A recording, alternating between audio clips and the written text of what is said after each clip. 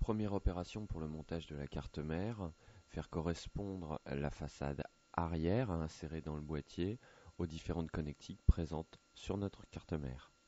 La carte mère se fixe sur le fond du boîtier via des supports. Ces supports sont ou à placer ou déjà placés dans le boîtier. Il suffit de faire correspondre le maximum de fixation de la carte mère avec ces supports, puis visser la carte mère sur chacun des supports.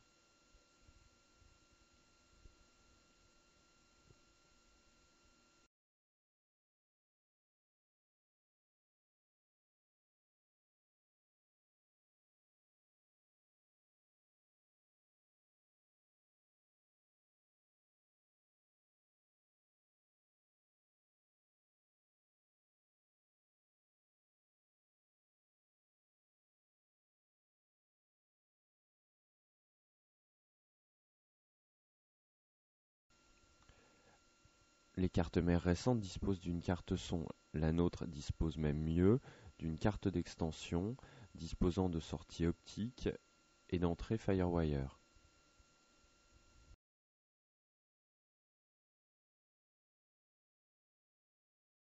Cette carte fille prend place sur l'arrière du boîtier et on la connecte directement sur la carte mère via ces câbles d'extension.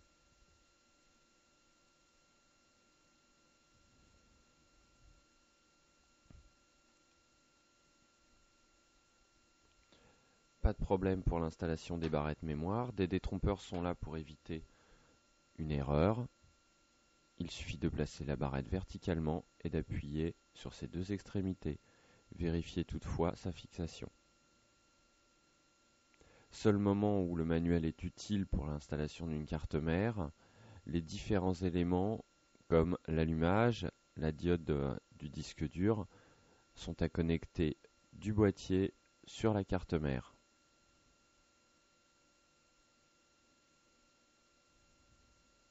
Notre carte mère est au complet, il suffit maintenant de l'alimenter.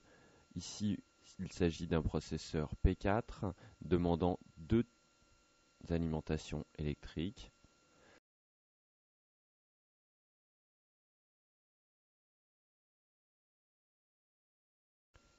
Reste maintenant à refermer notre boîtier. Dans le cas présent, il s'agit d'un système pivotant, plus facile pour l'installation des composants internes.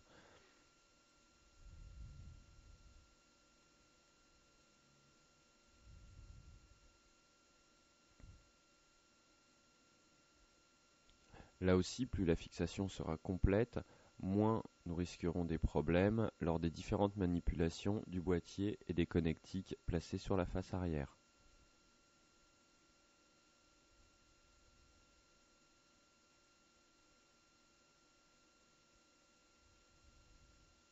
Notre boîtier complet avec toutes ses cartes, sans et avec ses boîtiers d'extension.